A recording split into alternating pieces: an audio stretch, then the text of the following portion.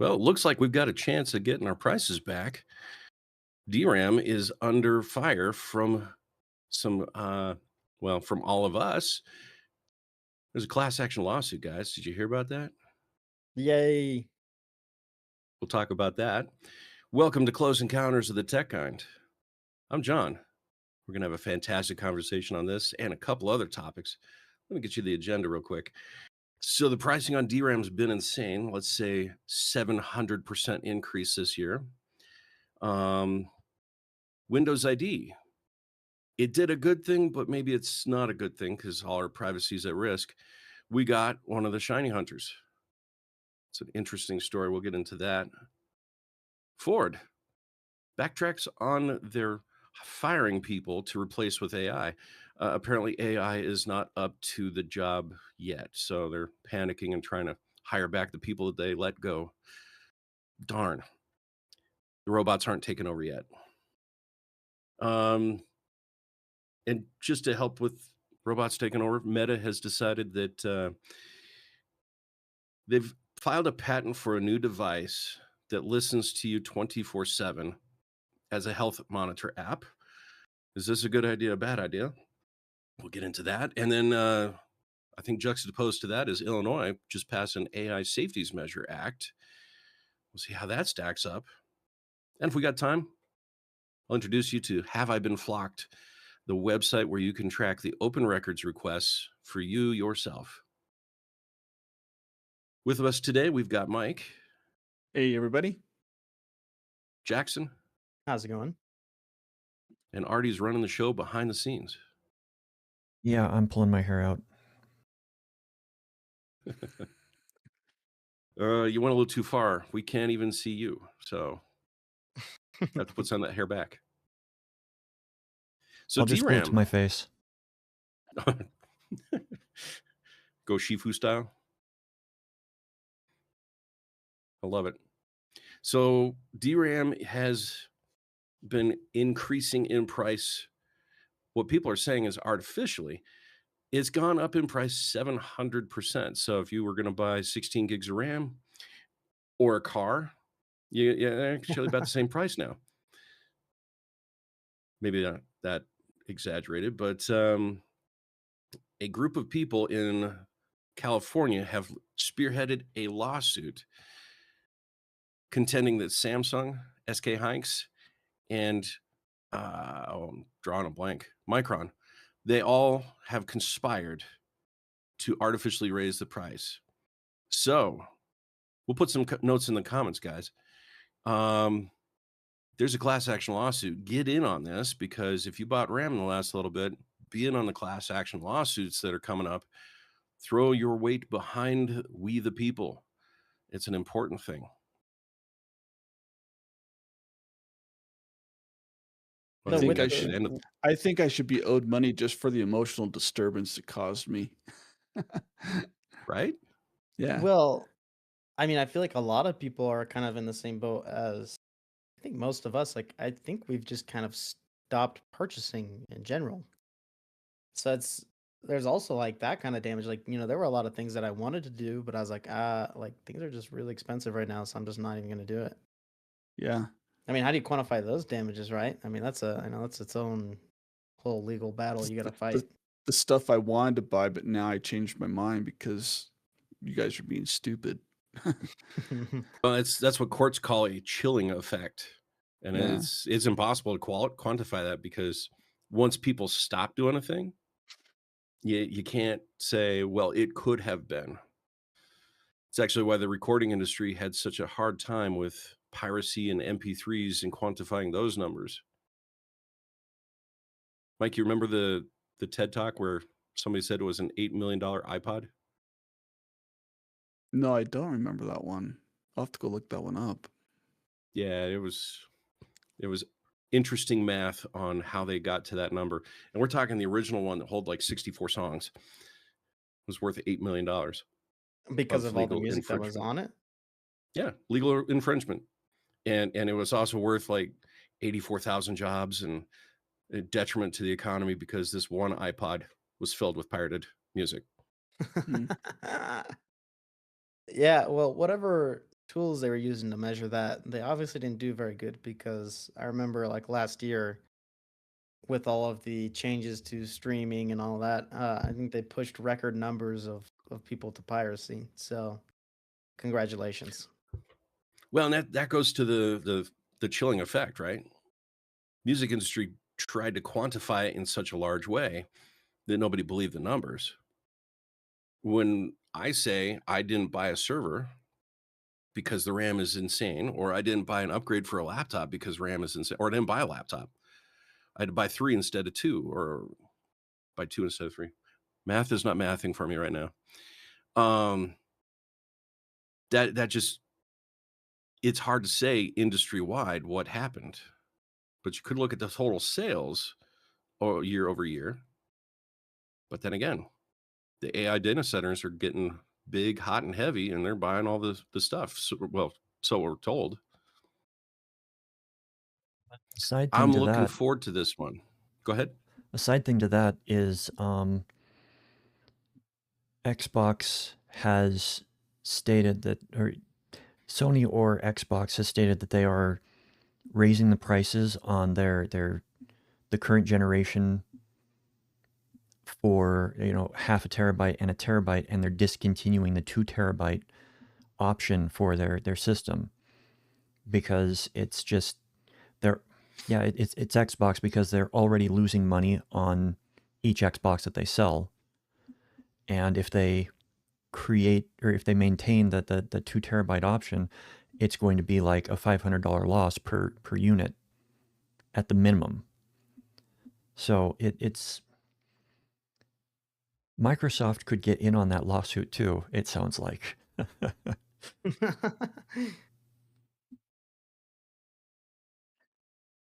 Well, it's going to be a fun one. I don't want to belabor it too much, but definitely look in the pinned comments down underneath this one, guys. We'll have a link to that class action lawsuit because that's got to be a thing. Everybody should get in on that. All of us would benefit. Well, speaking of all of us getting a benefit, Microsoft. How would you feel, Jackson, if Microsoft put an ID in your system that would survive a format that's linked to you, that can track you across VPN usage, across multiple computers, across devices, across all the email addresses that you use that are unique to each website? Would that feel good? Well, as long as I don't know, I feel great about that. So Well, tell me more. Is here's this what's the going on? yeah. So a hacker's arrest reveals Microsoft can track users via Windows device ID. I'm getting this off of PC Mag. So the FBI used a GUID or GDID link to get, and I misspoke, guys. I apologize. It's Scattered Spider is the ransomware group. It's a tangled web, not to ride the pun too hard. Multiple device entries, multiple VPNs, multiple countries were linked back to this device ID, and that device ID linked the FBI to this individual, and I'm going to say allegedly part of this hacker group. So interesting conversations. We're able to trace people based on their Microsoft IDs. I think it's a good thing. I don't know. I don't know. Is it?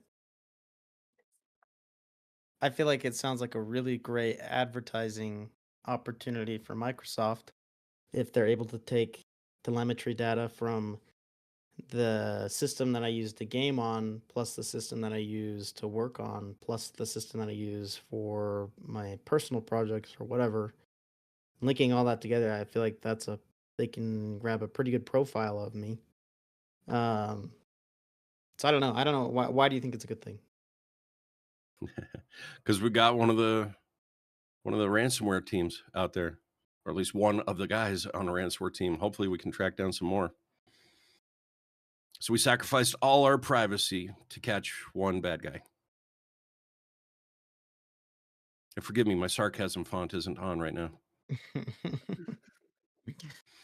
um, h- how It's such a uh how it's are they? such an interesting conversation, right? Well, how is Microsoft actually storing the key? So how are they getting it to be persistent across machines? How are they IDing you? Let's see. They're not getting into any specifics on it. Um, they just say that they can trace you through all of your touch points to the internet and things. I would imagine that there's some secret sauce behind this that the FBI is not willing to disclose to the public, us peasants. So I would have to dive in super deep and see if I can read between the lines. But suffice Yeah, to say, your Microsoft ID and the machine ID is used in authentication points across all the points that you use on the internet. Now Hmm. here's the one that got me. One of the ransomware game was using Windows as his OS.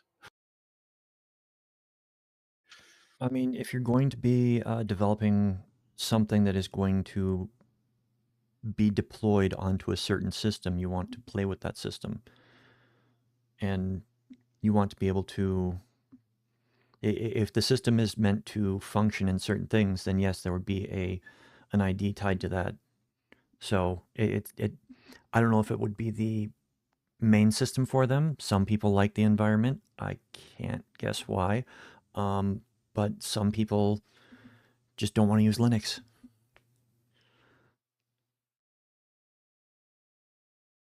Well, a billion people use Microsoft, so 12% of the world. Hmm. I would assume that it's probably along the same lines as what they use for their activation key, because I know they grab a snapshot of your hardware, um, and they register that essentially as like an identity. So if you do a full hardware change, you might end up losing your Microsoft license. Uh, I'm sure they've got ways to you register that online. I think they've changed it. I haven't had to deal with it in a long time, so I don't really remember. But I do know that is a function. So if you completely wipe your hard drive, reinstall Windows, I mean, it'll see that same snapshot of hardware and it can assign that ID to you again. And then if you Mhm. add on other telemetry like network access and all that, then I mean they can pinpoint a specific person pretty easily. You know, it's the record here. It's a snapshot of the court filing. According to Microsoft records, the account was set up through Global Device Identifier, and it gave the number. According to Microsoft representative, Global Device Identifier in the Windows ecosystem is a persistent device level identifier um, designed to find operating system on device or physical device or virtual machine across certain Microsoft services and scenarios. It is not persistent through reformats. A reinstall will create a new GDID. Gotcha. So that's even more foolish of this person to have done that, which you'd have to get a lot of circumstantial Hmm. evidence together to nail a person on, we think you're one of the bad guys. So does that mean he got the laptop for school or something and used it and everything? And then just one day he decided to become a bad guy and didn't reformat his computer. So all his history was there and recorded and it's kept the same ID and now they know who he is and Well, here's where we kind of flip the script, right? mhm. Bad guys have to be good once. We have to have our security 100%. It kind of goes the other way. They have to have their security 100% because if they log into a machine that has an email account that's registered to one of the bad sites, they just have to have one slip up in their OPSEC and they're caught. So, hey, heads up. Microsoft has a GDID. Don't be bad. Don't do bad things.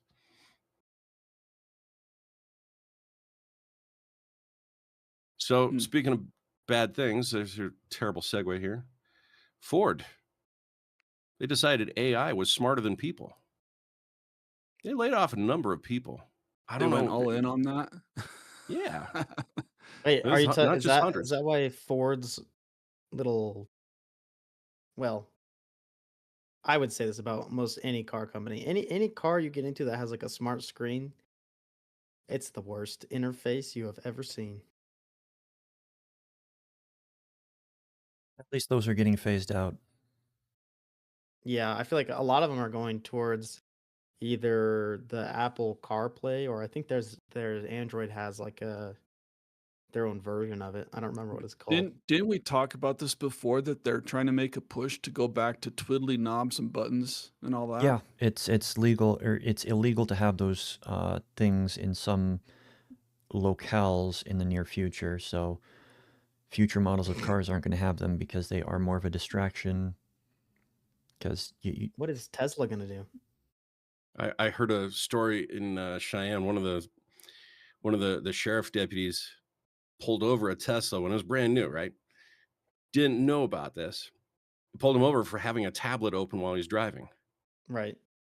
And they spent 20 minutes on the side of the road trying to figure out how to take the tablet off. And it's not detachable. It's part of the car. So the deputy had to just say, all right, well, I guess that's a thing now. I'll let him go. That's so funny.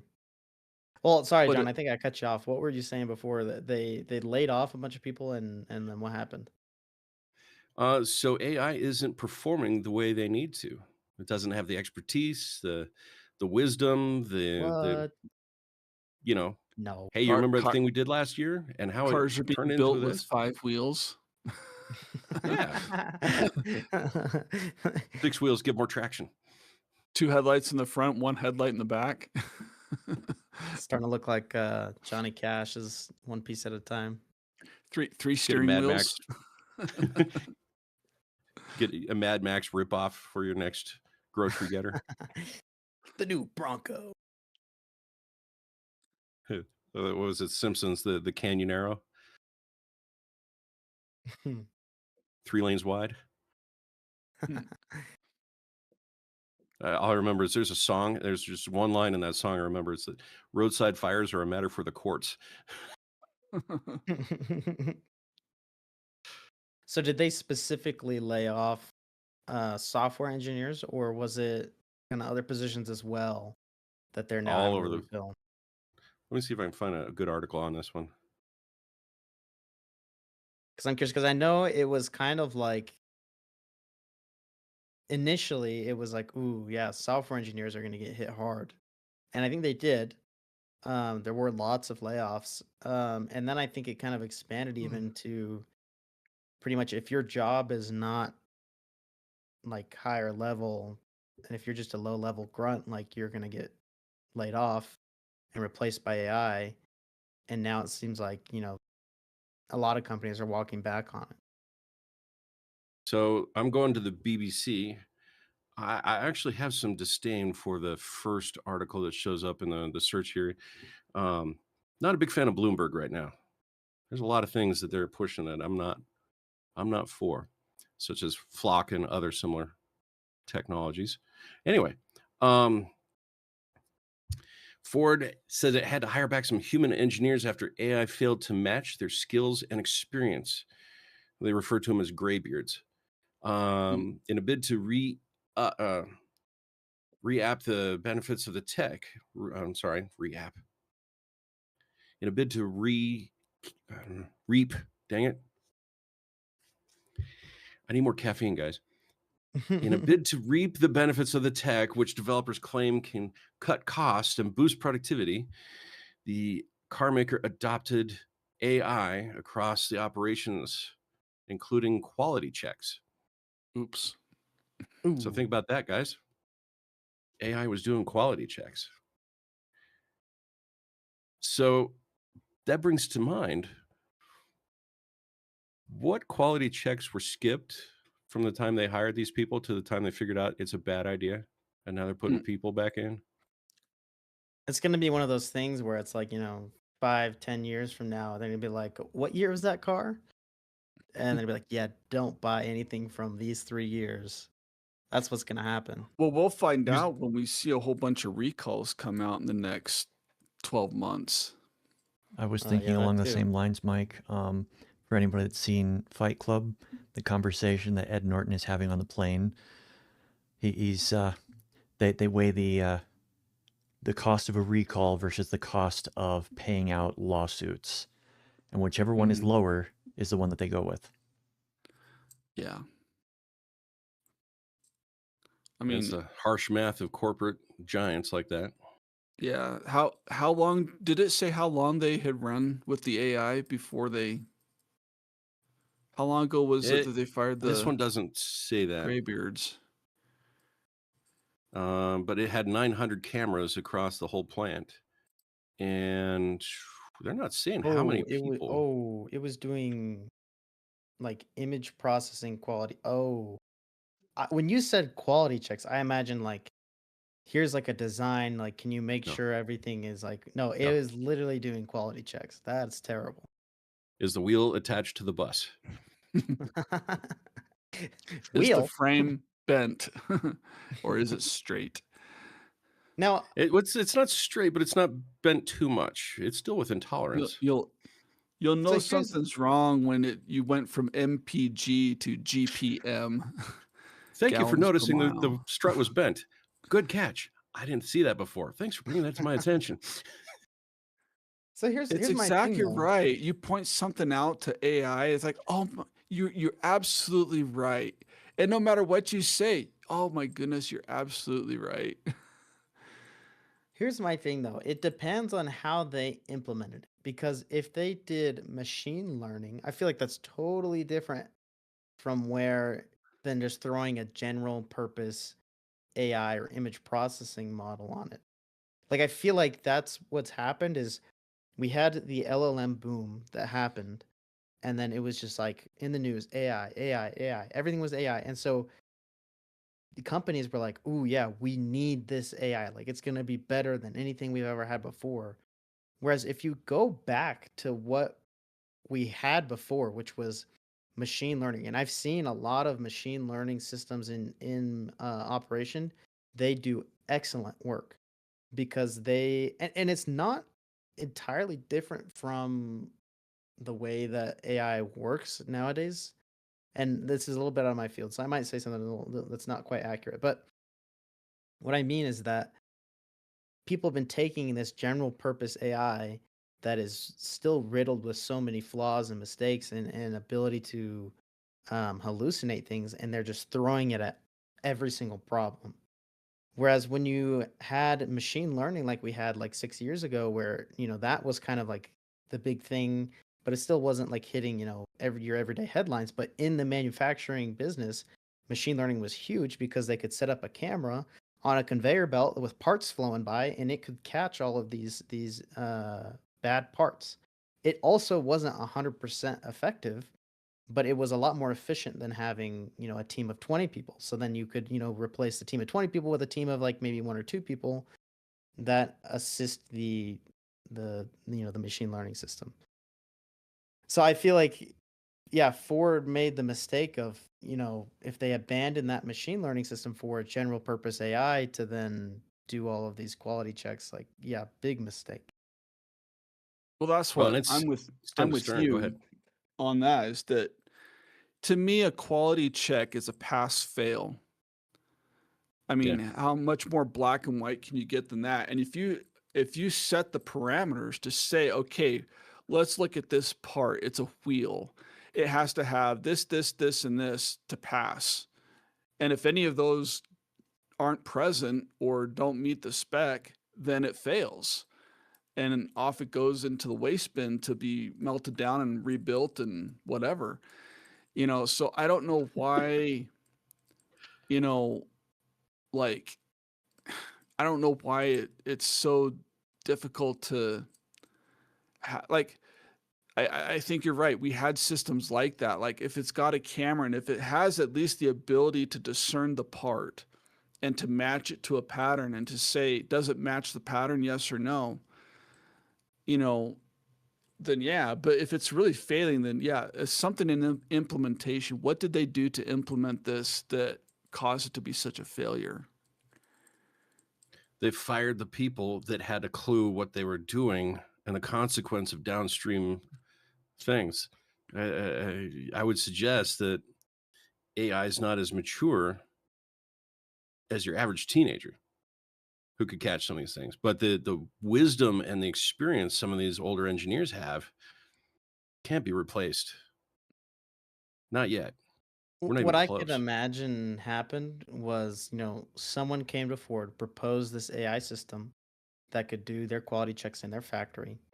And what it is maybe it even is partly there's some parts of it that are machine learning in some of those cameras, and then some of them might be general like AI image processing to find objects. But then I bet you they're feeding all of that information into an LLM and just a general purpose LLM that maybe they've given some extra parameters to say, hey, your job is to look after this Ford factory and make sure things are running properly.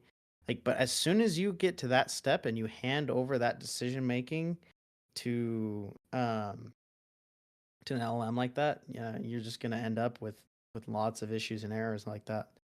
Whereas Yeah. if you kept on your guys that were monitoring the system constantly and checking on every single step of the process, maybe they weren't doing the nitty gritty, deciding, what should stay or go, but watching, and managing that system.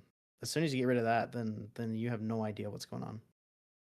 Well, and it's going to be a long time until computers can match the instinct and intuition that humans bring to the table. And I think this demonstrates that you can't replace experience with and forgive me on this, a sharp-minded AI system. It's not sharp enough. I'm going to give you one caveat there. It can't replace most workers, but middle management, it's way smarter. Hmm. That's the ultimate joke here, guys, is people who work for a living, like with their hands and do the trades, their jobs aren't in jeopardy by AI. It's the management that's in jeopardy because AI can do the exact same thing of typing emails and answering phone calls. Yep. So watch out, middle managers. It might be next. So I like to do segues, right? Let's take that one. So how do you keep your middle management from getting stressed out to the point and needing therapy and medication? AI, Meta has filed for a patent for a device that listens to you 24/7, the stress tones in your voice, if you're happy, if you're yawning too much, if you're whatever, and then when did you take your meds? It's under the guise of a health monitor. And all the data goes back to the central database where the AI system monitors you and takes care of you. I feel like from Meta's perspective, do they want to take on that kind of liability? Because I know as soon as you start storing someone's sensitive health information, you come under a lot of legal oversight and legal pressure to make sure that It just those things are secure. it's just put in the user agreement that it's only all disagreements are settled by arbitration, and that this is for entertainment purposes only. That's the classic catch-all. It's for entertainment purposes only. Any resemblance to Oh any dear. character, real or fictitious, is purely coincidental. I'm also pretty sure that anything that falls under HIPAA has to explicitly be signed for, and you can't have like an EULA saying, "Well, you agreed to the agreement, therefore we're not responsible for anything that happens with your data when we get breached." Yeah, let's just put it this way. I'm not installing any products that could lead towards data harvesting onto my phones. Just not interested. So the patent will keep them in the driver's seat when that technology and the laws catch up to AI being the master race. So, yeah, won't that be fun? I wonder if I just ding the algorithm with that comment. Made Forget the algorithm. mad. Like and subscribe because our algorithm is now hurt just a little bit. I'll see if we can offset that with that comment.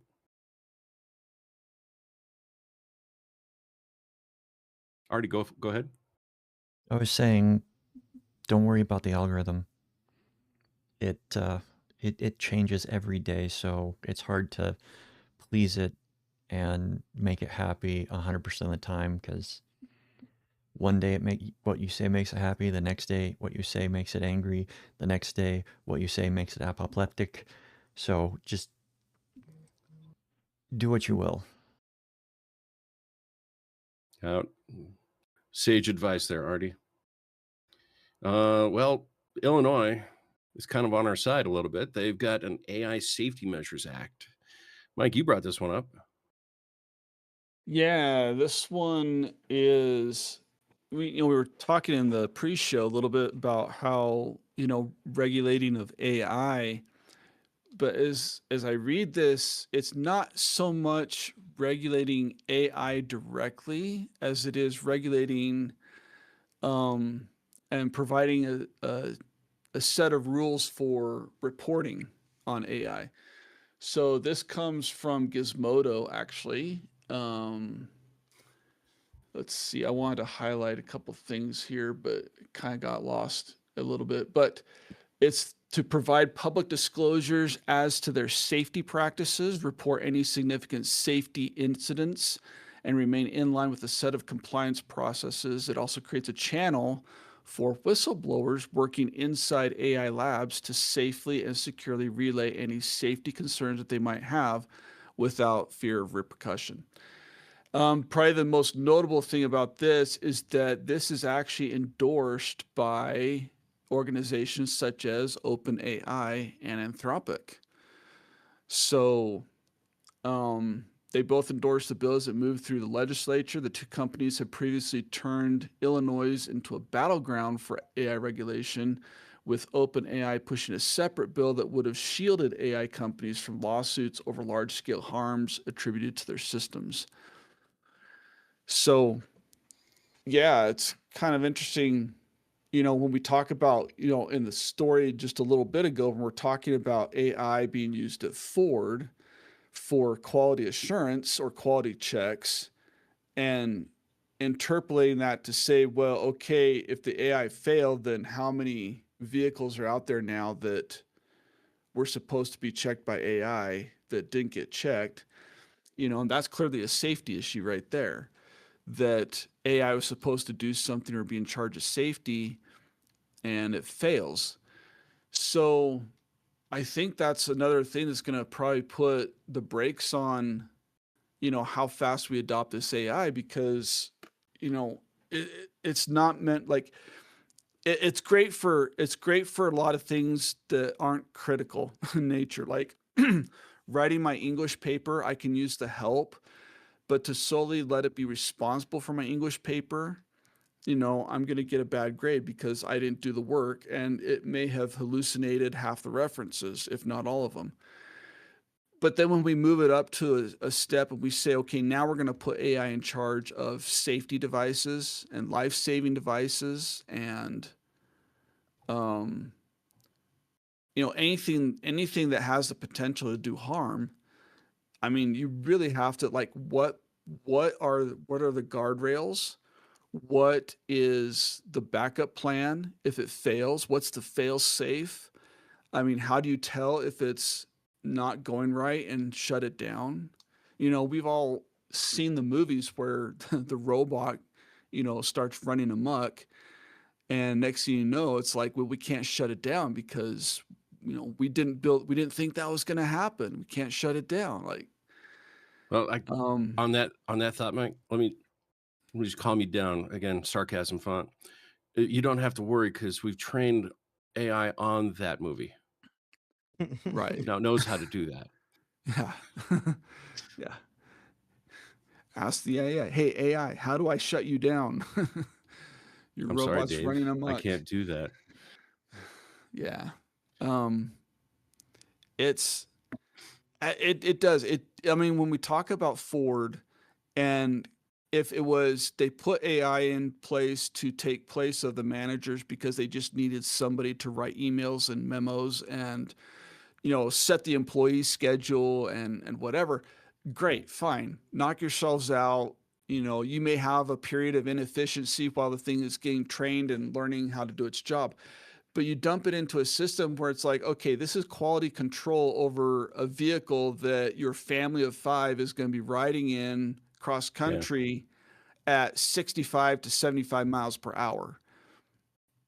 Are you certain that that AI caught every little thing that is going to go wrong on that vehicle? You know, Hmm. so It's going to pull her to the side of the road, hopefully, yeah, and run a Windows update. and we've also talked about this before, is that the people who employ AI, like, who's responsible for the AI? Okay. So I'm a Yeah. business, I bought an AI or I bought a system, it's doing a thing for me, and then something happens and somebody's harmed by this AI. Am I responsible? Because all I did is I just bought the thing. I don't have any control over the firmware. I don't have any control over what was provided to me. It was provided to me. So then it's the developer, or where does that line get drawn? And I think maybe bills like this are going to be things that help start to define that line to say, look, if it's an operating system thing that caused the problem, then it's clearly the developer's fault and they need to be held accountable for it. Waymo and some of the other self-driving cars just got hit by the NTSB. Um, there's a number of instances where the cars just don't pay attention to road flares, emergency vehicles, road closures. The cars just do what they want to the best of their abilities, but they just drive in the middle of hostage situations. So, it's I think we're moving too fast at this. I think I've said that like every time. We're moving way too fast. We need to slowly adopt this stuff, test it out. We need to trust people more than machines right now. Right. So I'm glad to Yeah. see Illinois is pushing back with some safety measures. I hope it sticks. I hope so too.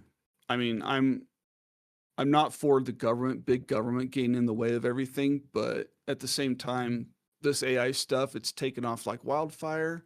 We need something to put the brakes on it, make people Checks and think. balances. Yeah. Well, I got a check and balance that I came across recently and found out how it actually works.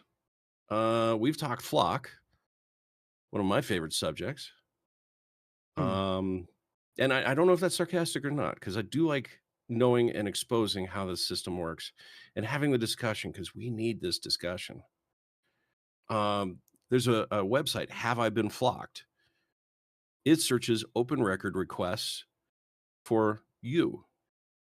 You type in your license plate and it'll track you, see if you've been flagged or where you've been flagged and why you've been flagged, and give you all the information that's available in public requests. And I think that's the right direction for a check and balance. I was in a discussion with somebody recently, and let me give you the reason our privacies should be in jeopardy. Mike Jackson, let's say you have a child that gets um, in danger.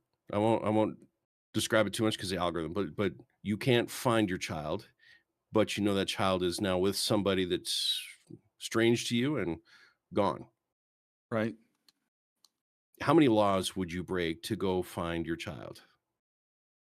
All of them. Yeah. So should the law enforcement have the ability to bend some laws to save your child? And then how private should our lives be with that in there? So it's an interesting position, right? Should we sacrifice all of our privacy and all of our data to protect a couple idiots out there who do harm to others? Well, I think the thing is, as soon as you sacrifice all of your privacy and all of your data, you endanger a lot more. So it can sometimes feel good to like put it that way and feel like, yeah, like if my child was missing, I would want all of this data available so that we could go and find them. But at the same time, having all of that data available can endanger a lot of other people, including yourself, in ways that are perhaps unrelated. I'm just gonna say it. What's to stop somebody from using that site to do what some officers have done and stalk their ex? There's been some that do hundreds and hundreds of requests for the same license plate for a former family relation or a romantic interest. See, Well, and there's I'm still always the bad guys too, the hackers. Like eventually some hackers going to get their way into the system. And eventually. yeah. Sorry, they've Well, already demonstrated that they can get in quite easily because Flock does not have security on those devices. and, Well, I, they and should now by now. you're putting me into a place where I'm going to take Flock's side, and I don't like this. They have upped their game since they've been exposed. They're less vulnerable. I'm not saying invulnerable. I'm not saying they're good, but they've patched some of the holes. But I was thinking about this. What guardrails could you put on to allow us to protect children that you're in that time sensitive moment where getting a warrant, the burden of proof is so high that you know could take 20 minutes, could take 30 minutes, could take 2 hours to get a warrant. So you need information, you need action now to help save a child. So what if it's a retroactive warrant? And if you don't pass it, there's a consequence for not providing the right information and for not saving somebody or for chasing a ghost, where every search requires sign off after the fact.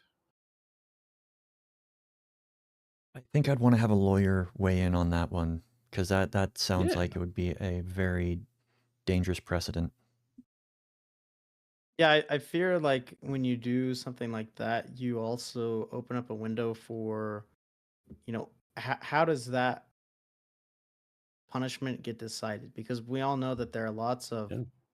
punishments that are put in place to help keep officers honest and things like that, and sometimes they don't work, and sometimes they're easily waived, or it's more of just like a slap on the wrist. And so, I mean, you'd have to find a way to make that severe enough where it's not something that anyone does lightly.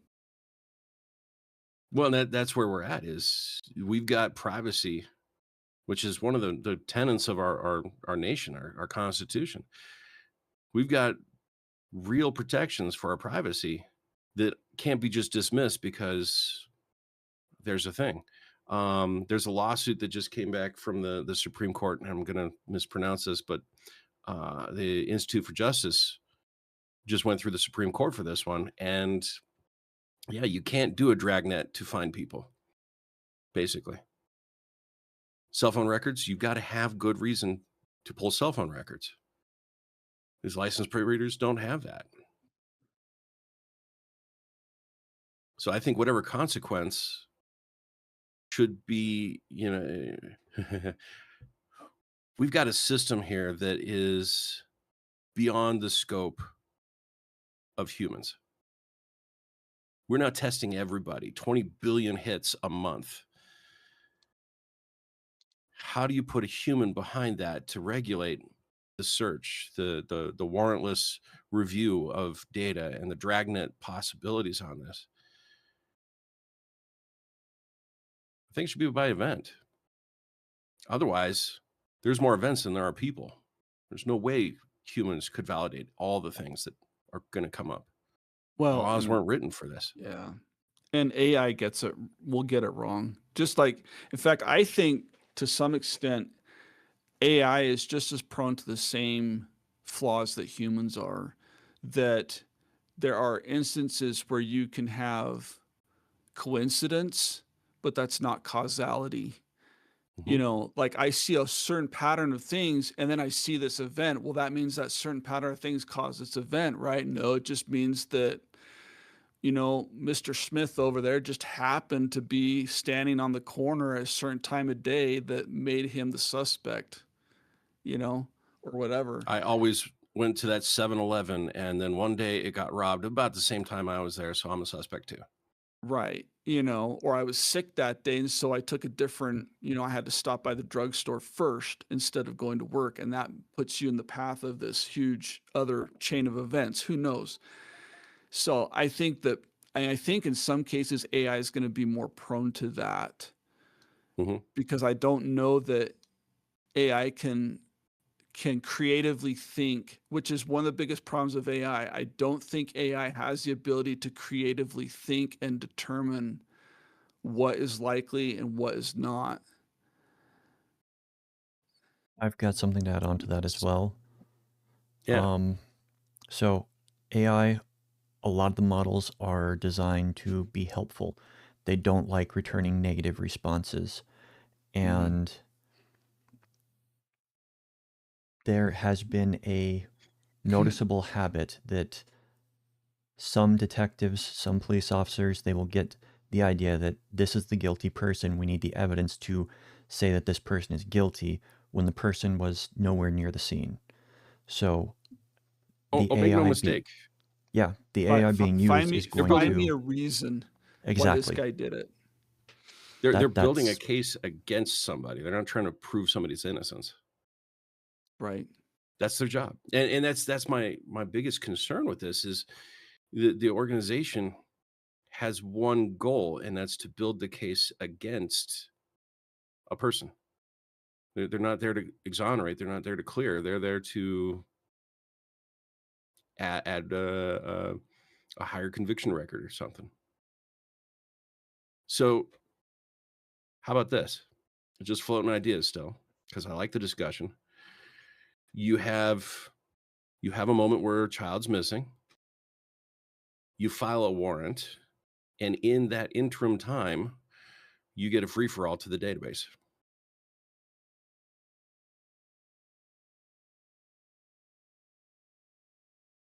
I would add the caveat that every search that you enter or that is entered would be undeletable. Yes. So that there is no Oh, and that if there is a paper trail, digital paper trail, I should say. you don't, and let's put another caveat to that. Human life. This isn't about, a burglary. This isn't about uh, jaywalking. This is about something where there's real opportunity for somebody to have a life-changing moment.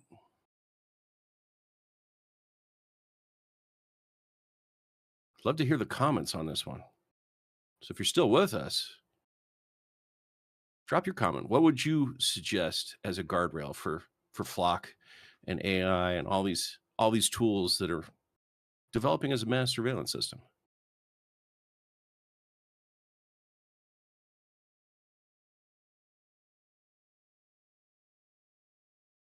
Who wants the last thought? I don't. You don't? Nope. Jackson, Mike volunteered you. What's the last thought? Ah, I don't know. Stay up to date. Make sure you're keeping up with the changes because things are changing quick. So stay on top of it. Whatever little bits of news you can get in, including this podcast. I think you gotta watch it. You gotta listen and be reading, and just be aware of what's coming. And if there's something that you have the ability to impact, kind of like that class action lawsuit we were talking about, You know, if you don't know about it, you can't do anything about it. But if you do, hop on that. Good thoughts, Jackson. Stay informed, stay involved, make your voice known. Conversation can happen if it's one-sided. So stay tuned to the conversation. Like, subscribe, hype this up if that's an option. We're not yet there, guys.